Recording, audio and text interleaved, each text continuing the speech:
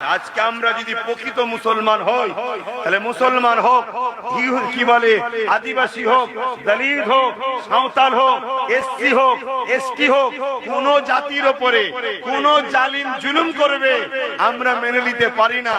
আমরা নবীর উম্মতের কাজ হলো আল্লাহর সৃষ্টি, তার উপরে যে জুলুম করবে তার বিরুদ্ধে লড়াই করে মুসলিম হিন্দু, মুসলিম আদিবাসী, মুসলিম সাঁওতাল, মুসলিম দলিত, কোন ধর্মের মুসলিম গুণকে যার উপরে জুলুম হয় তাকে মুসলিম বলা হয়, তার পাশে দাঁড়িয়ে তাকে আজাদ করতে হবে জালিমের হাত থেকে। এর নাম হলো ইসলাম। জোরে বলুন সুবহানাল্লাহ। তাহলে বলুন, এই ইসলামকে জালিমরা ভয় খাবে না? খাবে না। আর এই ইসলামের আলোচনা যারা করবে সেই উলামাদের ওয়াজকে ব্যান করা হয়, সেই উলামাদের ওয়াজ করতে বাধা দেওয়া হয়, সেই উলামাদেরকে ডিস্টার্ব করা হয়।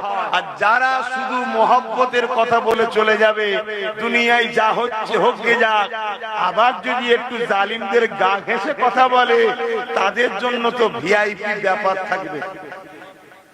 কথা বুঝতে? তাহলে এই জিনিসটা আমাদেরকে বুঝতে হবে যে ইসলামের বিরোধী করার কারণ কি, তাই তো নাকি?